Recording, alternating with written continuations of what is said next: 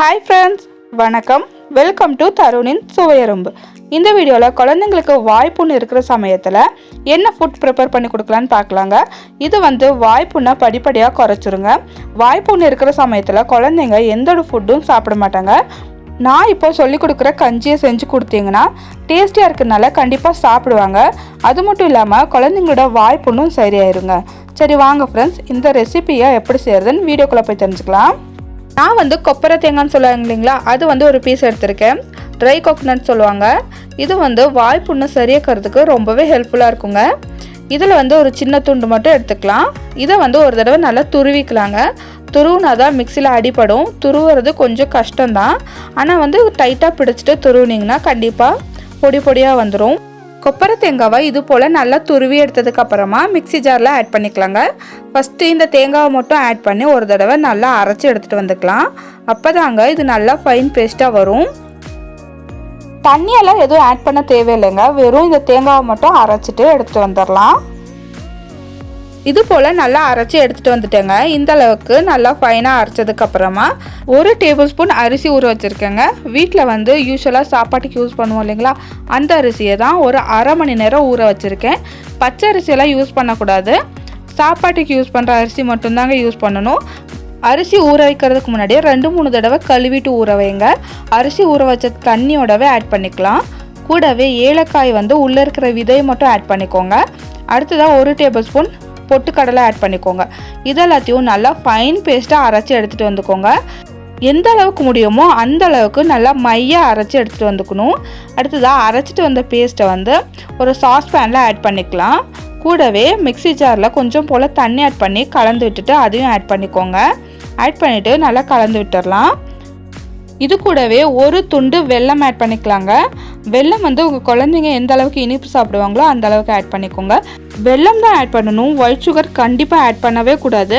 நாட்டு சக்கரைலாம் ஆட் பண்ணாதீங்க. வெல்லம் தான் இந்த கஞ்சிக்கு ரொம்ப டேஸ்டியாக இருக்கும், ஹெல்த்தியும் கூட.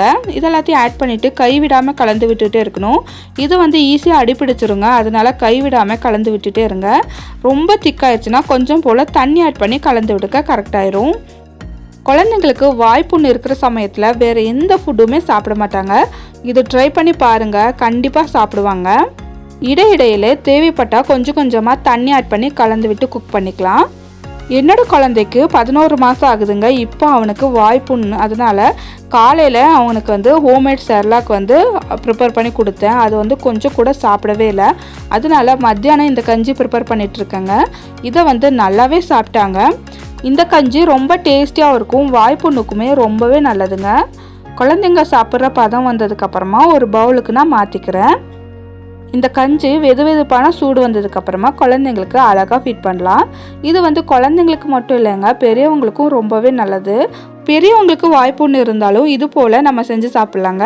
ஆனால் இந்த அளவுக்கு திக்காக செய்யணுன்ற அவசியம் இல்லை. கொஞ்சம் தண்ணியாக பாயசம் பதத்தில் செஞ்சுட்டு 1 கிளாஸ் அளவு குடித்தா சீக்கிரமாக குணமாயிரும். எங்கள் வீட்டில் யாருக்கு வாய்ப்புண்ணு வந்தாலும் அன்னைக்கு இந்த அரிசி பாயசம் தாங்க செஞ்சு கொடுப்போம். இது அரிசி பாயசம் தான், குழந்தைங்களுக்கு செய்யறதுனால திக்காக செஞ்சு கொடுத்துருக்கேன். பெரியவங்களுக்கு நல்லா பாயசம் பதத்தில் செஞ்சு கொடுங்க. இந்த கஞ்சியை 10 மாதத்துக்கு மேலே இருக்கிற குழந்தைங்களுக்கெல்லாம் தாராளமாக கொடுக்கலாங்க. உங்களுக்கு கொஞ்சம் குறப்பாக இருக்கிற மாதிரி இருக்குது, குழந்தைங்களுக்கு இந்த மாதிரி கொடுக்க மாட்டீங்கன்னா ஒரு தடவை ஃபில்டர் பண்ணதுக்கு அப்புறமா கூட நீங்கள் கஞ்சி ப்ரிப்பேர் பண்ணி கொடுக்கலாம். நான் ஃபில்டர் பண்ணலைங்க, அப்படியே ஆட் பண்ணி தான் கஞ்சி செஞ்சு கொடுத்துருக்கேன். இந்த கஞ்சியை நீங்கள் குழந்தைங்களுக்கு எந்த டைம்னாலும் ஃபீட் பண்ணலாம். காலையில், மதியம், ஈவினிங், நைட், டின்னருக்கும் கூட கொடுக்கலாங்க, ஒன்றும் பிரச்சனை இல்லை. ரொம்பவே டேஸ்டியாகவும் இருக்கும். குழந்தைங்களுக்கு நோய் எதிர்ப்பு சக்தியை அதிகப்படுத்துறதுக்கும் ரொம்பவே ஹெல்ப்ஃபுல்லாக இருக்குங்க. ஓகே ஃப்ரெண்ட்ஸ், இந்த வீடியோ உங்களுக்கு கண்டிப்பாக யூஸ்ஃபுல்லாக இருந்திருக்கும்னு நான் நம்புகிறேன். இதை ட்ரை பண்ணிவிட்டு குழந்தைங்களுக்கு பிடிச்சிருந்துச்சா, எப்படி சாப்பிட்டாங்கன்னு மறக்காமல் கமெண்ட் பண்ணுங்கள் ஃப்ரெண்ட்ஸ். ஓகே ஃப்ரெண்ட்ஸ், இந்த வீடியோ உங்களுக்கு பிடிச்சிருந்துச்சுன்னா என்னோடய சேனலை சப்ஸ்கிரைப் பண்ணிக்கோங்க. கூடவே இருக்கிற பெல் ஐக்கான் கிளிக் பண்ணிக்கோங்க. கூடவே லைக் பண்ணிக்கோங்க. உங்களை போன்ற மம்மிஸ்க்கு இந்த வீடியோ ஷேர் ஆகும்.